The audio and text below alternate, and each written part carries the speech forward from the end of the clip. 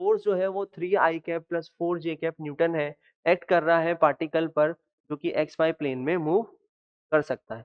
Particle starting from the origin, origin से particle start होता है और पहले वो particle along to the x axis move करता है। First goes along to the x axis, कहाँ से कहाँ, 0,0 से 4,0 तक। पहले वो इस डायरेक्शन में मूव कर रहा होगा, इस डायरेक्शन में मूव कर रहा होगा। ठीक, के बाद पार्टिकल जो है वो 4,0 पर पहुंचने के बाद parallel to the Y axis move करता है 4,0 से 4,3 तक के लिए, तरीके से वो मूव कर रहा हो। ठीक, तो पहले along to the x axis, फिर along to the Y axis वो मूव कर रहा है।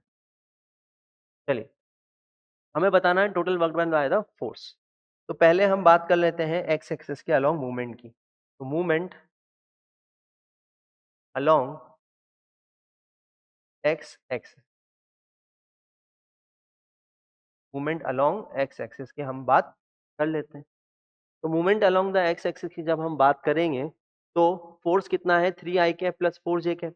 ठीक, तो work done by the force कितना होगा, work done by the force होगा कितना, फोर्स का एक्स एक्सिस के along component F x into x, x में कितना चला, फोर्स तो कैसा है, कांस्टेंट है एक्स एक्सिस के अलोंग।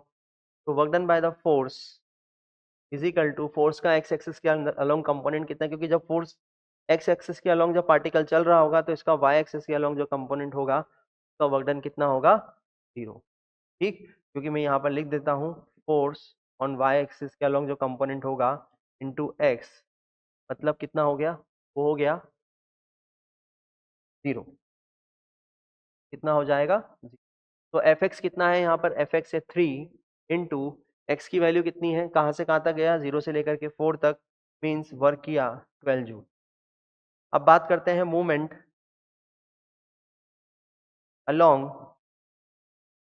Y axis. जब मूवमेंट हो रहा है अलोंग वाई एक्सिस तो फोर्स का जो एक्स कंपोनेंट है जब वाई में ही चलेगा तो उसका वर्क डन कितना होगा, 0।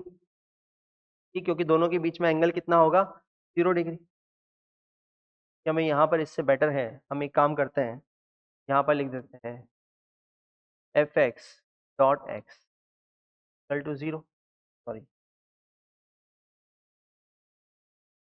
F y dot x equal to 0, और यहाँ लिख देते हैं F x dot y equal to 0, क्योंकि जब ये y में चलेगा तो इसका जो x कंपोनेंट है वो हमेशा क्या होगा, परपेंडिकुलर होगा, हमेशा परपेंडिकुलर होगा, तो इसका वर्क डन कितना होगा, 0।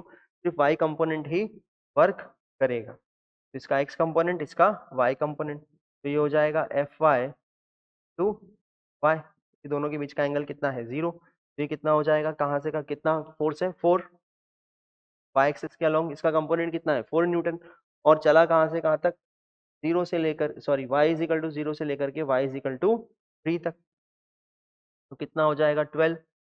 तो work done by the force कितना हो गया, work done by the force equal to work done by the force along to the x plus work done by the force along to the y. तो हम इसको लिख सकते हैं 12 plus 12 is equal to 24 joule. तो 24 joule जो है इसने वर्क किया होगा।